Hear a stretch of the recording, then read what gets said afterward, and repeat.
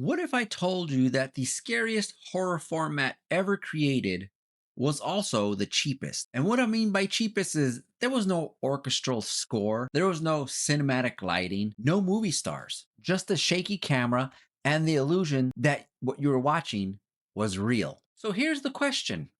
Is found footage horror a lazy gimmick, or is it the most immersive horror format ever created? And did the Blair Witch Project accidentally perfect it? Let's talk about it. Found footage isn't just a shaky cam format, it's a storytelling format built on one core lie.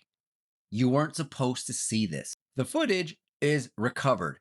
The characters are often unknown, and the camera exists inside the story. And when it works, it removes the safety net of cinema. There's no score telling you when to panic.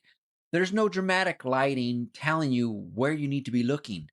There's no hero framing. You're not watching a movie. You're watching and looking for evidence. Now, let's start with the big one. My all-time favorite found footage horror movie, The Blair Witch Project. This movie didn't invent found footage, okay? But it did perfect it. The movie used three unknown actors. They improvised dialogue.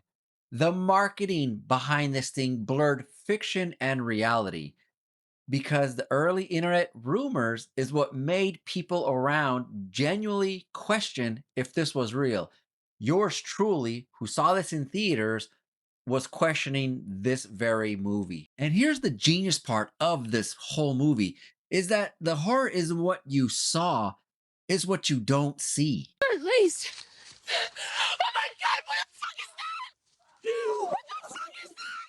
We never see a witch. We never see some big reveal that brings everything together. We're just left with dread, isolation, and that final shot that we all know all so well. The corner scene that still unsettles many people decades later because it feels wrong. It's not cinematic, it's not polished, it's just wrong. And wrong feels right. Did it accidentally create the most immersive horror experience ever? Just maybe. Here's the thing about found footage that makes it so different. It's because you have to participate. In traditional horror, the director's telling you where to look and where to listen. In found footage, you have to scan the frame. You're looking in the shadows. You lean into it. And that creates tension in a whole different way. Let's compare. Let's look at Paranormal Activity.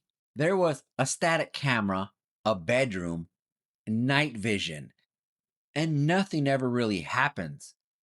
And that's why it works. You stare at that frame waiting for something to move. And you're not just watching, you're hunting.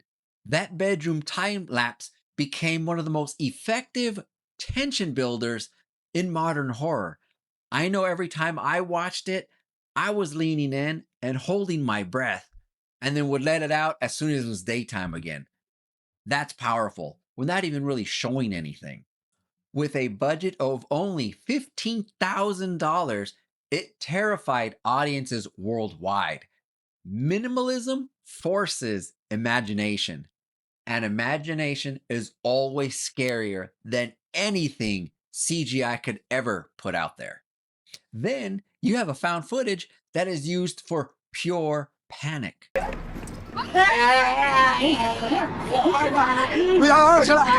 The found footage film REC just throws you right into the chaos from the very beginning.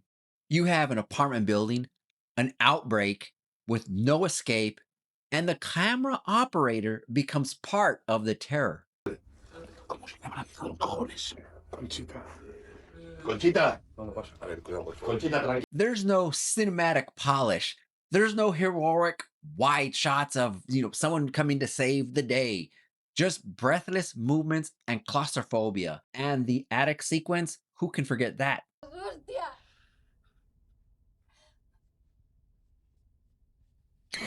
One of the most disturbing third acts in horror.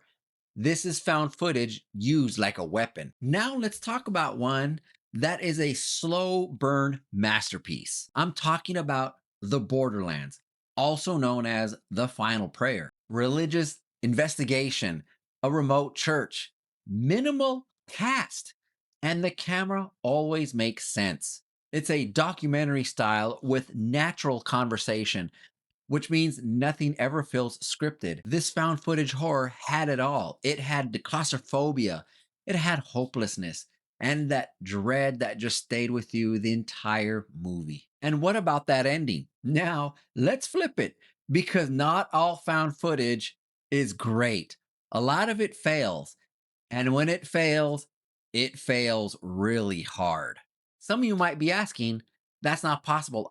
All found footage is pretty much the same. But no, there's a big difference. And you know what that is?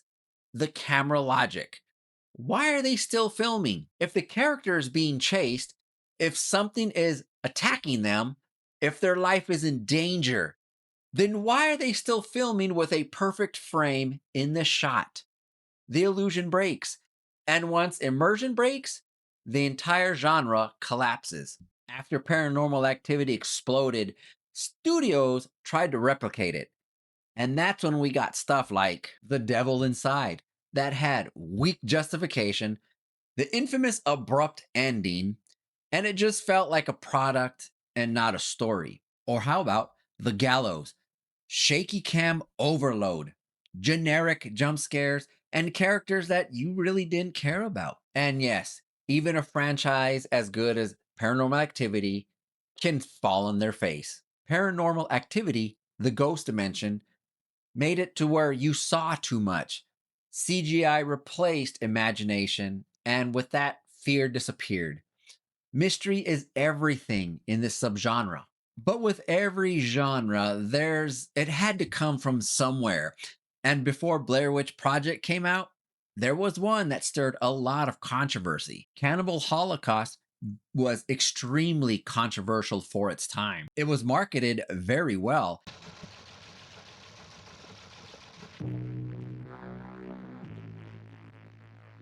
And the director was literally taken into court to prove the actors were not dead, but actually quite alive. But it also leaned into exploitation shock. Blair Witch Project redefined the psychological version of that concept. One relied on brutality, the other one relied on absence. So what do you think? Is it just a gimmick or is it sheer genius? Here's my take on the genre.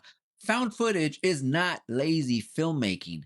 It's actually one of the hardest horror formats to pull off because the camera must always make sense. The performances must feel real and genuine. The tension must build without the use of cinematic tools. And the audience, above all, must believe in the illusion.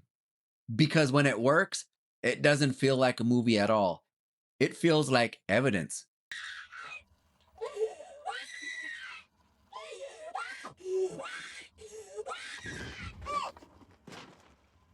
Because when it feels nothing more than a student with a shaky camera running around with a perfect shot. But the real reason why we're still talking about Blair Witch 30 years later is because deep down, we want to believe. We want to feel like what we're watching could actually exist. No other horror format taps into that quite like found footage. So maybe the real question isn't, is found footage a gimmick? Maybe the real question is, are we brave enough to watch something that feels real?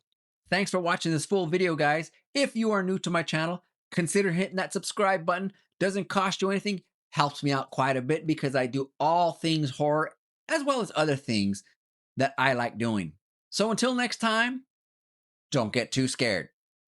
Take care, guys.